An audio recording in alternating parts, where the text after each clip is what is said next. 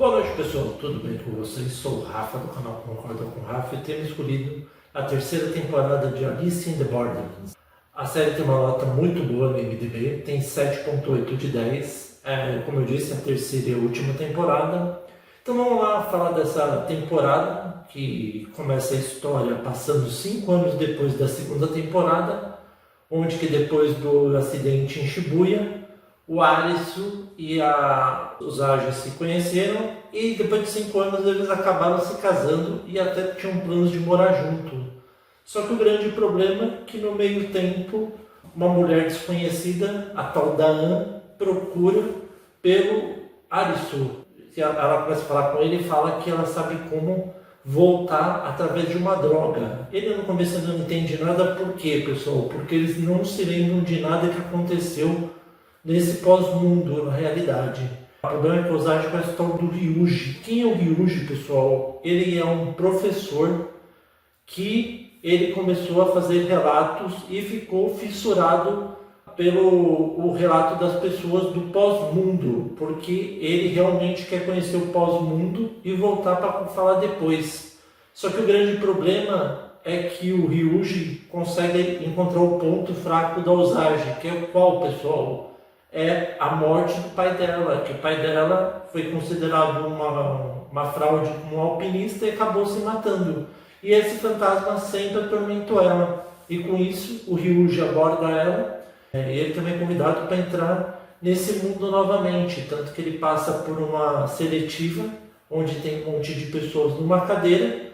Quem perdesse o jogo tomava já um choque e morria eletrocutado. Ele acaba ganhando e sabe quem aparece? Lembra o Banda, aquele psicopata que decidiu se tornar cidadão da segunda temporada? Ele mesmo é o vilão da história. E ele faz o quê? Ele fala pro Ryuji, se ele, para entrar nesse mundo, ele precisa fazer o quê? Trazer o Usagi como refém pro Arisu ir atrás dela. E aí com isso, ele acaba dando uma droga para ela, até quando que ele vai no hospital, ele vê que ela está em coma e está prestes a morrer. Com isso ele decide fazer o quê, pessoal? Ele pega o contato da Ann e vai atrás dela e fala: eu faço de qualquer forma para salvar a Usagi. Ainda mais que ele descobre que ele vai ter um filho. Ela está grávida e ela nem sabia.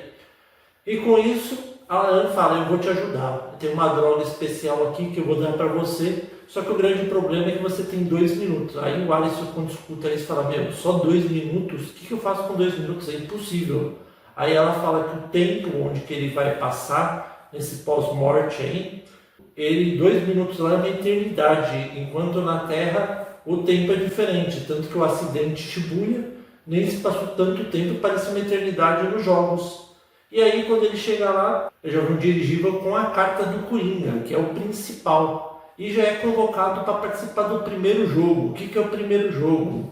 Eles entram num local que está cheio de novas pessoas e lá eles tiram cada um papel da sorte com uma dica e também tem que responder uma pergunta. E aí a maioria deles vai errando essas perguntas até que chega na última.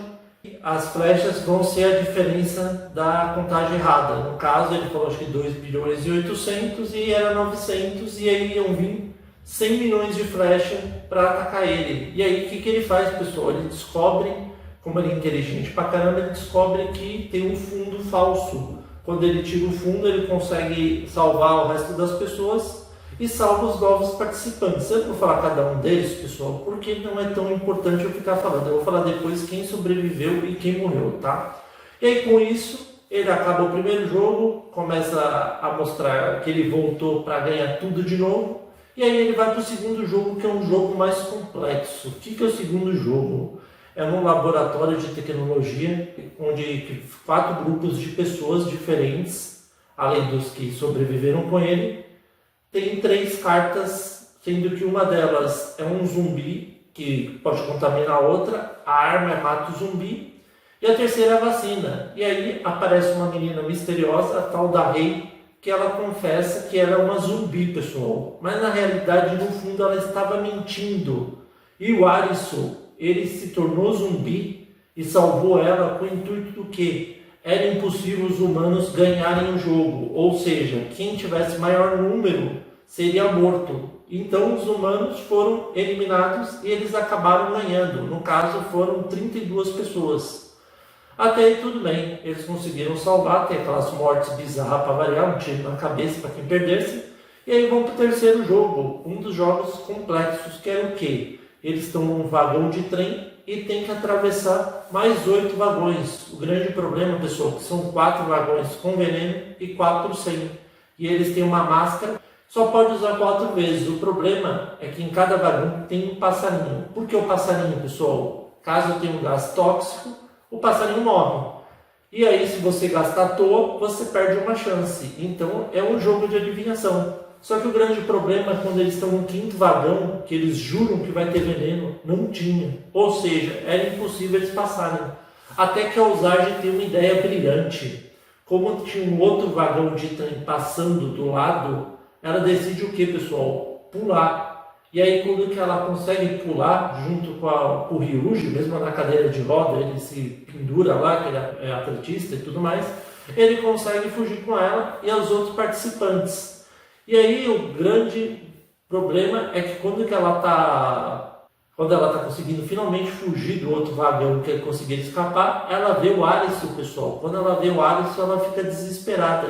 E quando os dois vão conseguir encostar finalmente as mãos e se rever, o que acontece?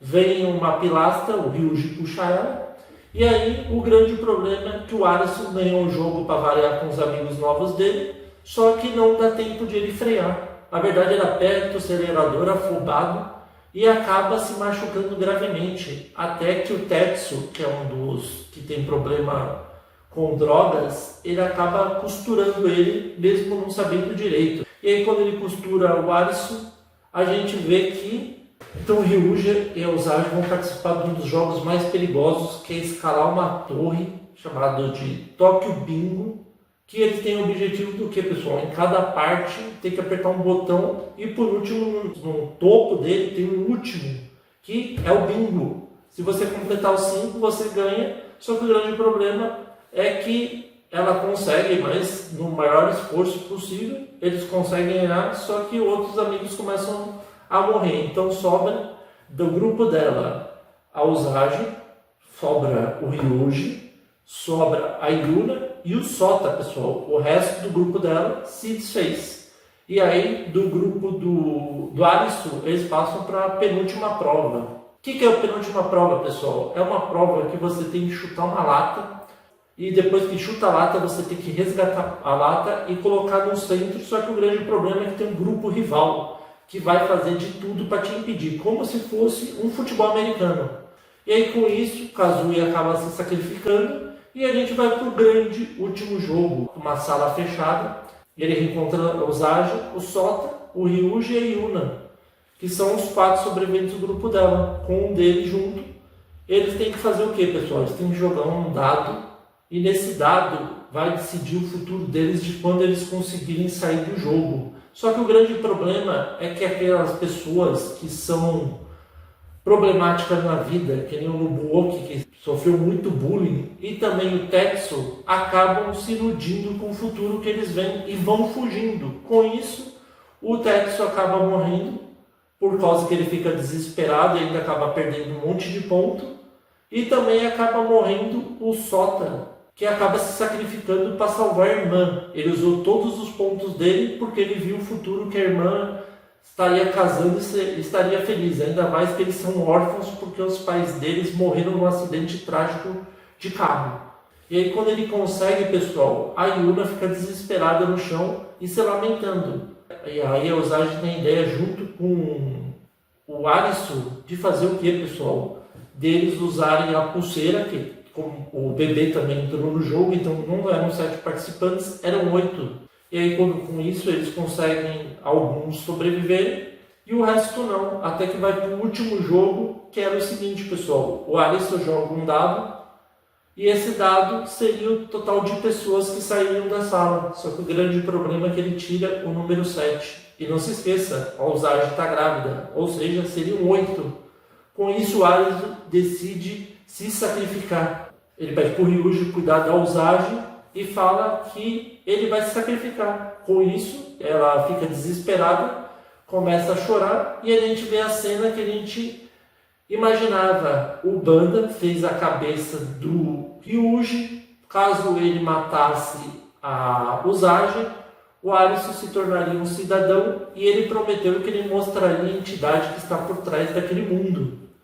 E aí o Ryuji fica tentado, só que como ele gosta muito da Usagi e se afeiçoou a ela, ele não tem coragem de atirar. Com isso a gente vê que o mundo deles que está lá começa a se destruir. E aí o Banda se revela pro Arisu, começa a provocar ele e começa o mundo a desmoronar. E aí com uma correnteza de água, a Usagi é levada junto com o Ryuji, até que a gente vê que o Arisu vai atrás dela e quando ele vai o tempo congela. Quando congela a gente vê que o Banda aparece com uma arma e pergunta pro Arisu: e aí, você vai ser um cidadão daqui ou você vai morrer? Aí ele fala: eu não vou ser nunca um cidadão daqui, eu quero voltar pro meu mundo junto com a Usagi e com o filho deles. Até que quando o Banda vai atirar, dá um daqueles tiros e a gente vê realmente a entidade que está por trás, pessoal, que na minha opinião, eu acredito que ele seja o ceifador, que é mais conhecido como a morte, porque ele sabe tudo o que acontece. E aí ele faz um jogo com o Arisu, ele fala: eu vou te dar a escolha, o livre-arbítrio do que, pessoal? Tá vendo aquele vórtex? Se você se jogar ali, será morte. E aí tem um lugar lá que é tipo como se fosse um riacho descendo. Ele fala que ali é a vida. E aí ele fala que caso ele esteja cansado da vida dele, ele vai para o vórtex, que ele não vai sofrer, não vai ter problemas na vida. E se ele for para a vida, ele vai ter os problemas e mais um dia, como todo mundo sabe, vai morrer. E com isso faz essa proposta. Só que o grande problema é que as duas cartas eram dois coringas. O ceifador nunca tinha visto isso na vida. Ele até achou um absurdo, por isso ele dá a chance para ele. Só que o grande problema é que o Ryuji decide fazer o que, pessoal? Agarrar a Usagi e levar pro vórtex para matar ela, para ele se sacrificar, para ele conhecer o mundo da morte. E aí quando ele está levando ela, ele começa a ter um flashback do desespero dela em relação a Arisu. E com isso, ele deixa ela embora e fala para o Arisu cuidar dela. O Arisu consegue salvar ela, eles conseguem os dois escalar e conseguem fugir desse mundo. Eles voltam para a vida dele, né? Ele acorda e ela está assustada, pergunta se ele conseguiu salvar. Mas como eu disse, como a memória deles fica afetada, ele corre para o hospital. E a primeira coisa que a Usagi fala é que ela está com fome. E aí eles, no final, tem uma cena muito legal que mostra todos os outros sobreviventes do Alice in Borderlands 1 e 2 conversando com a Arisu como que está o futuro deles. Até o grande Xixia, que para mim ficou devendo ele não ter aparecido nessa temporada, pessoal. Que para mim foi um dos melhores personagens da segunda. Só que eu esqueci de uma grande coisa importante. O tal ceifador falou para o Arisu que ia ter um acidente onde muita gente ia morrer. E ele se pergunta: mas será que isso vai acontecer com ele de novo? Não. Até que a gente vê no final que tem um terremoto que afetou o mundo inteiro, principalmente nos Estados Unidos. Por que nos Estados Unidos? Porque a gente vê que tem duas pessoas conversando, até que aparece uma garçonete com o nome de Alice. E termina a série dessa forma. Vamos para o que eu gostei e o que eu não gostei. Pessoal, eu vi muita gente criticando essa temporada e não é à toa. Por quê? Porque na minha opinião é o mesmo problema de Round 6. Eu acredito que teria fechado a história perfeitamente na segunda temporada, que foi uma obra-prima na minha opinião. Como eles queriam continuar, tudo bem que tem um mangá, mas também eu achei completamente desnecessário ter continuado a história. E outra coisa que eu não gostei, como que vai ter um spin-off, eles fizeram uma deixa que nem eles fizeram no Round 6, praticamente a mesma coisa, só não mostrou quem será a atriz que será Alice no americano, porque não tem um elenco já definido. Então, literalmente, eles jogaram lá nos Estados Unidos, acaba e pronto. E também o que eu não gostei, pessoal, eu acho que nos jogos o começo é bastante interessante, os jogos de carta, das flechas, o do vagão, mas no último jogo eu vi muita gente reclamando que é completamente entediante e também eu vi muita gente falando que É um jogo assim que as pessoas ficam... Tudo bem que é para mexer com a cabeça da pessoa de propósito, como se fosse uma coisa de apostas, que faz você querer aquelas coisas, mas você nunca consegue. O que eu gostei dessa temporada? Pessoal, eu acho que os efeitos ficaram bem legais, o final ficou muito bonito, ainda mais com a volta, né, dos sobreviventes da segunda temporada e da primeira. Acho que a história fechou o ciclo muito bem, mas eu acredito que não era necessário ter feito essa terceira temporada, na minha opinião. Então, devido a esses motivos, tem gente falando que foi um verdadeiro lixo essa terceira temporada, mas eu não acho um lixo, eu acho que conseguiu finalizar a série de uma forma até boa. Não foi aquele final excelente, mas um final bom. Então, devido a esses motivos, eu dou uma nota 6, pessoal. E aí, vocês concordam ou não com o Rafa? Espero que vocês tenham gostado da análise.